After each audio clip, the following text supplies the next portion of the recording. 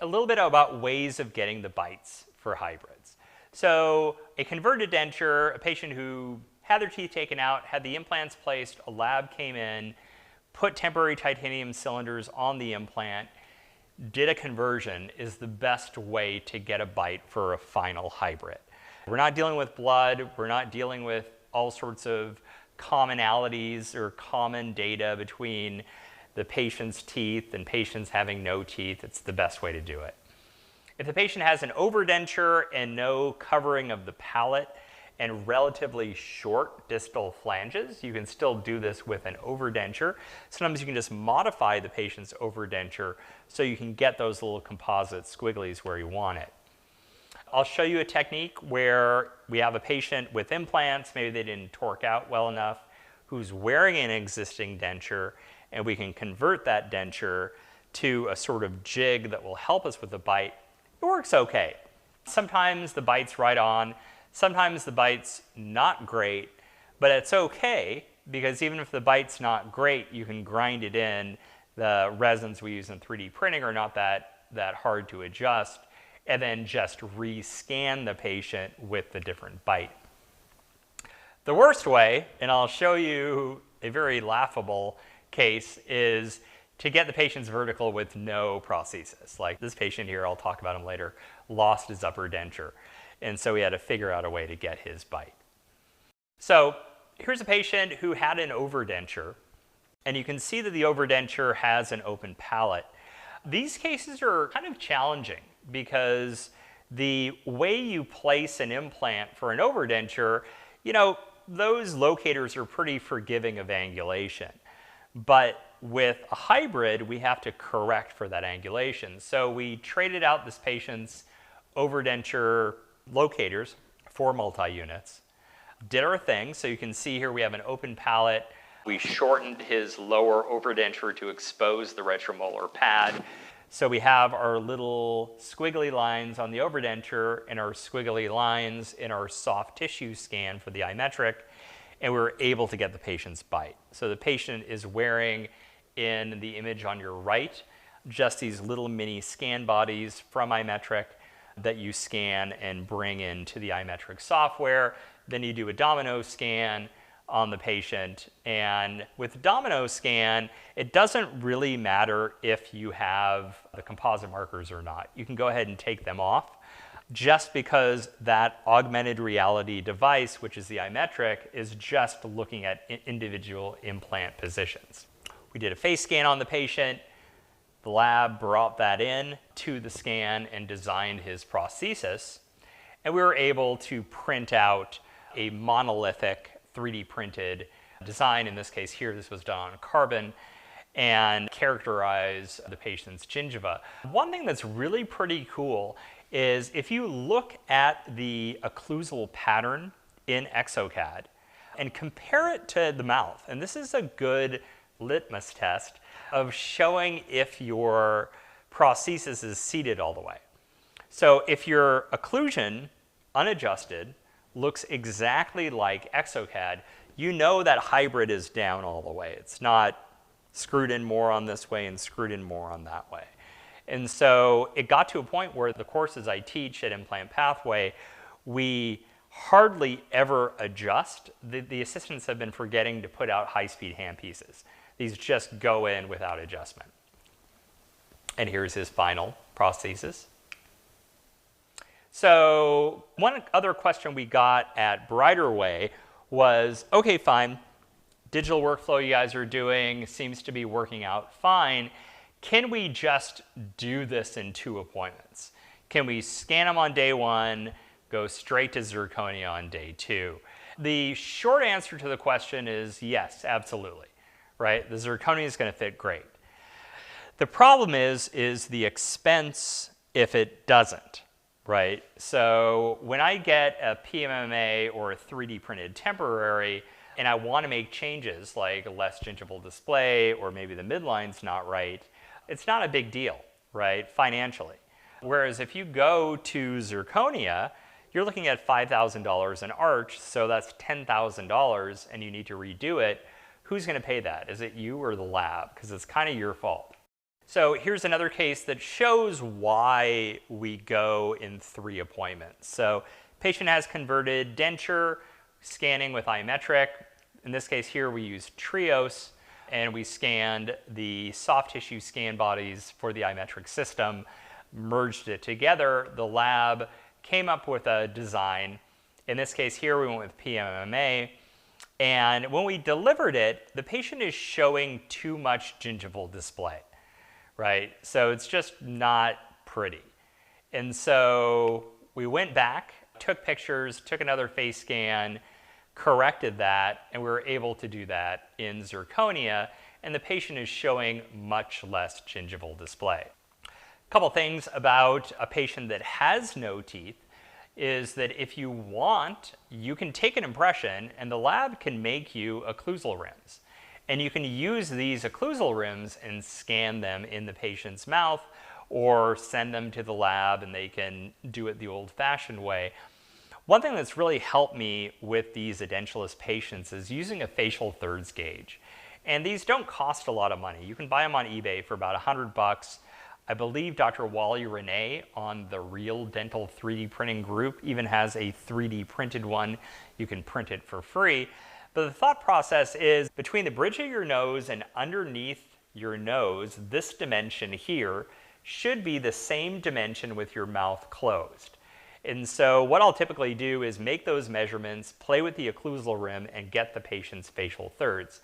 Some also say that the patient with the correct VDO's face should be the same size as their hand. Not as accurate, but if you don't have a gauge, you can use that. So if you want to go the analog way and you don't have a converted denture, you can simply scan the patient's existing denture in your cone beam, and within the Blue Sky Bio software, you can convert those DICOM images to a 3D printable image and just poke a few holes in it and pick up the patient's 3D printed duplicate denture, and then go ahead and use that to do the proper scanning technique. But that's a lot of work. So one thing we figured out was there is a way that we can make a jig. So imagine a patient has no teeth, they just have healing abutments, and they've got an upper denture and a lower denture, and the VDO of the denture is good.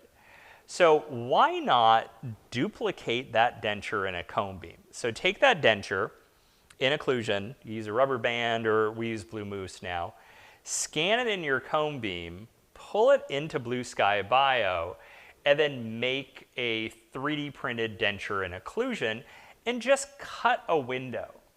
So you can cut the window in Mesh Mixer or different software. I find that that's problematic. So I just take a diamond disc and cut a window. Now, when you're trying to get the patient's bite, all they have to do is bite into this jig, and then you scan the scan bodies just like teeth. So you would do a normal buccal bite just like you would before. With this technique, we also don't need those soft tissue squigglies because we're not matching anything to the patient's existing VDO. The denture covers all the soft tissue. So let me just show you a case. So this patient here had an existing upper denture. We took his denture, stuck it in the cone beam, got the DICOM files, brought that into Blue Sky Plan, and converted that to a 3D printed model. Now I did cut the window out in Mesh Mixer, again, just use a diamond disc.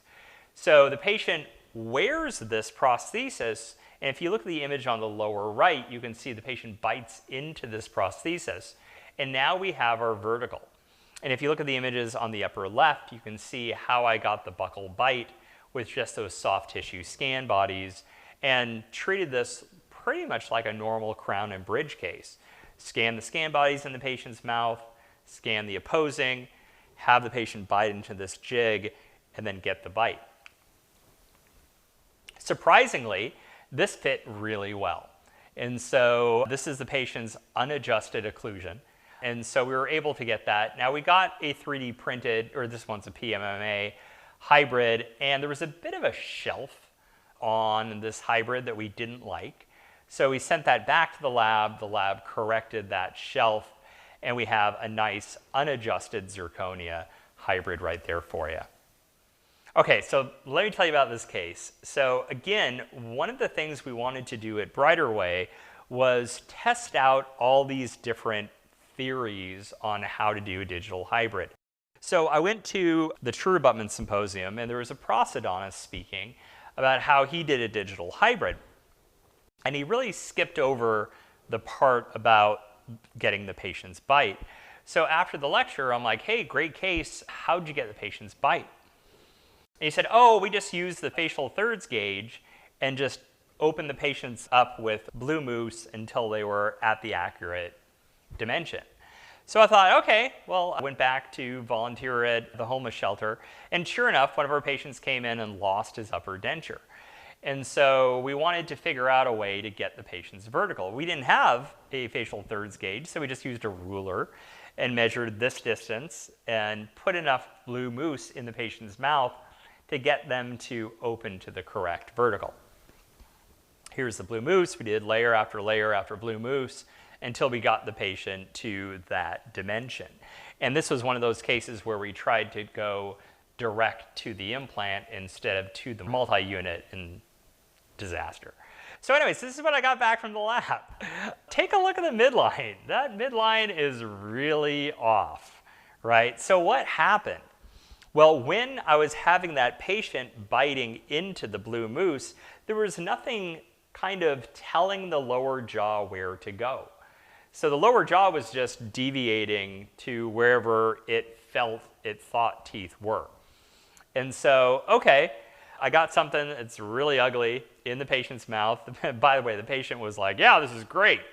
I'm like, no, we're going to make you something better. So I thought, okay, I'm still in a jam though. So what do I do? So I went on another dental group, this time Keep Seerecking.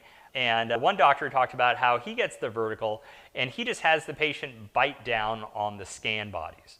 So the scan bodies are roughly about 12 to 14 millimeters tall, roughly about how thick you want a hybrid to be. So just have the patient bite onto these things. So I said, okay, I got no choice, let's try this. And so the lab redesigned the case, and this is what we got. So our midline is still off. This is in PMMA, so we can still correct that by the time we get to zirconia. Now, another person online was saying, okay, look, those photogrammetry devices, they're $30,000 to $50,000. It's too much money. So what you should do is this. When you mill out your hybrid or print your hybrid out, make the holes for the tie bases extra big. And then fill cement up in all those holes and stick the tie bases in, and then hurry on up to the mouth and screw it down before the cement cures. But if you do that, then basically you're doing something like a denture conversion with temporary cylinders, where it's hardening in the patient's mouth. So I've tried this twice, and once it worked on this guy. The second time it did not work at all, and it was a disaster. It was in zirconia. So I do not advise doing this. You're better off just taking an impression and doing the corrected cast if you don't want to do that. So just don't. All right, and so that's all I have for you. Thank you so much for listening and going through this course. Any questions at all, please, you can send me an email at augustdds@gmail.com. Thanks.